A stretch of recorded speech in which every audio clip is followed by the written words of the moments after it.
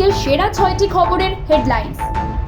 ভাসমান পরমাণু কেন্দ্র তৈরি করতে চলেছে ভারত, সহায়তা করবে রাশিয়া। হাইকোর্টের রায়ে টানা পোড়েনে ওবিসি পড়ুয়া থেকে চাকরি প্রার্থীরা। এই পরিস্থিতিতে কি পদক্ষেপ নিচ্ছে রাজ্য শিক্ষা দপ্তর? জলমগ্ন পার্ক স্ট্রিট মেট্রো, রক্ষণাবেক্ষণ নিয়ে উঠছে প্রশ্ন। দীর্ঘ 10 বছরের প্রতীক্ষার অবসান ঘটিয়ে এবারের চ্যাম্পিয়ন কেকেআর, অনন্য প্রত্যাবর্তন শ্রেয়াসের। এভাবেও ফিরে আসা যায়। অস্ত্রোপচার ও নির্বাসন কাটিয়ে এশিয়ান চ্যাম্পিয়নশিপে অনবদ্য পারফরমেন্স বঙ্গকন্যার। রিমেলের দাপটে নাজেহাল দক্ষিণবঙ্গ, তারই মাঝে দুঃসাহসিক ডাকাতি মালদার এক ব্যাংকে। চলে যাব বিস্তারিত খবরে। ভারতের সাথে তার বহুদিনের সম্পর্ক। প্রতিবেশী দেশগুলির মধ্যে ভারতের পাশে বরাবরই থেকেছে রাশিয়া। আজ পর্যন্ত বহুবার ভারতের দিকে সাহায্যের হাত বাড়িয়ে দিয়ে ভারতের অত্যন্ত বিশ্বাসযোগ্য বন্ধু হয়ে উঠেছে পুতিনের দেশ। সেই বন্ধুত্বের দাম দিতে বলেনি ভারতও। এই কারণেই রাশিয়া ইউক্রেন যুদ্ধের পর যখন রাশিয়াকে কোণঠাসা করতে বদ্ধপরিকর পশ্চিমী দেশগুলি, সেই পরিস্থিতিতেও সমস্ত নিষেধাজ্ঞার তোয়াক্কা না করে রাশিয়ার সাথে বন্ধুত্ব অটুট রেখেছে ভারত। এবার রাশিয়ার সাথে হাত মিলিয়ে জলে এবং স্থলে দুই জায়গাতেই পরমাণু চুল্লি গড়তে চলেছে ভারত। আর এই বিষয়ে ভারতকে সমস্ত রকম সাহায্য করার আশ্বাস দিয়েছেন সরকারি পরমাণু সংস্থা রোসাটমের প্রধান অ্যালেক্সেই লিখাচেভ। এদিন তার সঙ্গেই সাইবেরিয়ায় গিয়ে বৈঠক করেছেন ভারতের অ্যাটমিক এনার্জি কমিশনের প্রধান অজিত কুমার মোহান্তি। সংবাদ সূত্রে খবর, বৈঠকের শেষে লিখাচেভ জানিয়েছেন রাশিয়া পরমাণু শক্তির ব্যবহার নিয়ে ভারতের সঙ্গে আরও নিবিড়ভাবে কাজ করার বিষয়ে আগ্রহী।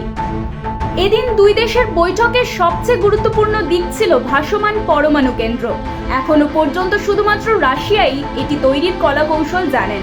রাশিয়ার সহায়তায় এই জিনিস ভারতের হাতে এলে শক্তি উৎপাদনের ক্ষেত্রে আমূল বদল ঘটবে দেশে। এক ধাক্কায় 5 লক্ষ ওবিসি শংসাপত্র বাতিল করেছে কলকাতা হাইকোর্ট। এই রায় ঘোষণার পরেই অস্বস্তিতে কলেজ পড়ুয়া থেকে চাকরি প্রার্থীরা। 2010-এর পর থেকে বাতিল সার্টিফিকেট ব্যবহার করে কোটা সুবিধা পেয়ে যারা আগেকার পরীক্ষাগুলোতে অংশগ্রহণ করেছেন, তাদের ফলাফলে কোনো প্রভাব পড়বে না। তবে নতুন করে কোনো পরীক্ষায় অংশগ্রহণের জন্য এই সার্টিফিকেট আর ব্যবহারযোগ্য নয়।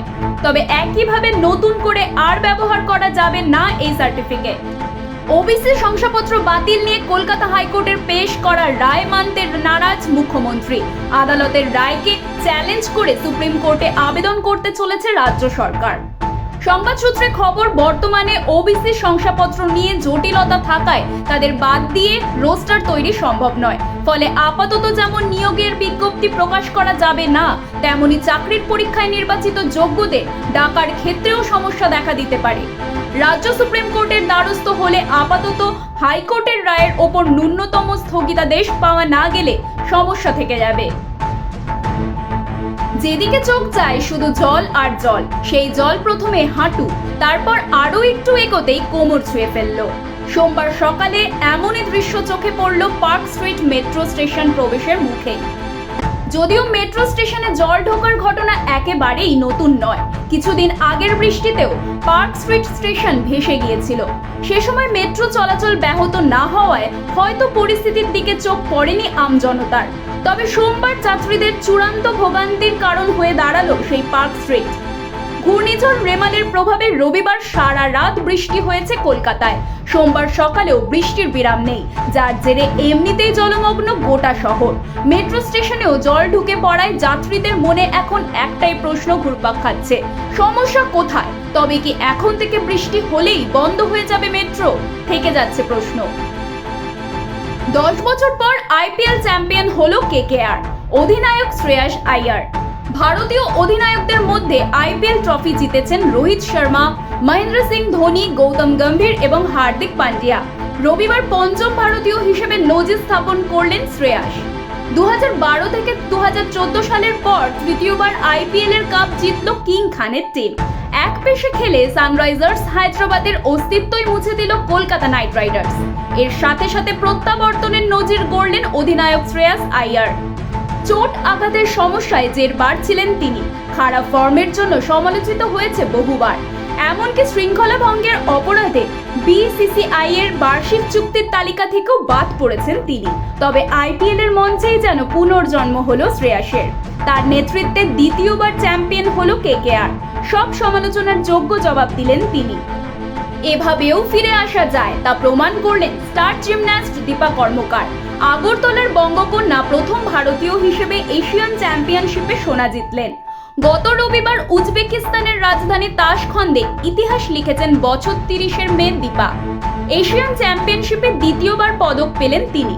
2014 সালে হিরোশিমায় প্রথম ভারতীয় জিমন্যাস্ট হিসেবে ব্রোঞ্জ জেতেন তিনি। 9 বছর পর এবার নিজেকেই ছাপিয়ে গেলেন দীপা। দীপা ছাড়াও ভারতীয়দের মধ্যে আছেন আশিস কুমার, প্রণতি নায়েক।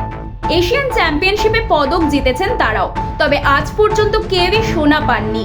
দীপাই দেশের প্রথম অ্যাথলেট হিসেবে সেই নজির গড়লেন। জিমন্যাস্টিক্সের ভল্ট ফাইনালে রুদ্ধশ্বাস লড়াইয়ে দীপা শ্রেষ্ঠত্বের পদক ছিনিয়ে এনেছে। তার স্কোর 13.566। উত্তর কোরিয়ার কিম সন হ্যাং ও জো কিয়ং বিয়লকে হারিয়ে সোনা এনেছে বঙ্গকন্যা। উল্লেখ্য, ডোপ টেস্টে দোষী প্রমাণিত হওয়ায় 21 মাস নির্বাসনে ছিলেন দীপা। অস্ত্রোপচার ও নির্বাসন কাটিয়ে এরকম একটা পারফরমেন্স অতীতে ভারতের আর কোনো জিমন্যাস্ট করতে পারেনি। রেমানের ভয়ে যখন তটস্থ দক্ষিণবঙ্গবাসী, তখনই মালদার একটি ব্যাংকের দুঃসাহসিক ডাকাতির ঘটনা সামনে উঠে এলো। মালদার মানিকচকের একটি রাষ্ট্রায়ত্ত ব্যাংকের শাখায় গভীর রাতে হানা সশস্ত্র দুষ্কৃতীর। শূন্যে বেশ কয়েক রাউন্ড গুলি ছোড়ে দুষ্কৃতীরা। জানা যাচ্ছে 7 থেকে 8 জন মতো দুষ্কৃতী ছিল। ওই এলাকায় রয়েছে আরো কয়েকটি সোনার দোকান। স্থানীয়দের অভিযোগ, ওই দোকানগুলোতেও ডাকাতির টার্গেট থাকতে পারে ওই দুষ্কৃতীদের। খবর পেয়ে তৎক্ষণাৎ ঘটনাস্থলে পৌঁছয় পুলিশ। প্রতিটি ঘটনা ধরা পড়ে সিসিটিভি ফুটেজে। ইতিমধ্যেই তদন্ত শুরু করেছে পুলিশ। ব্যুরো রিপোর্ট, আরবি নিউজ।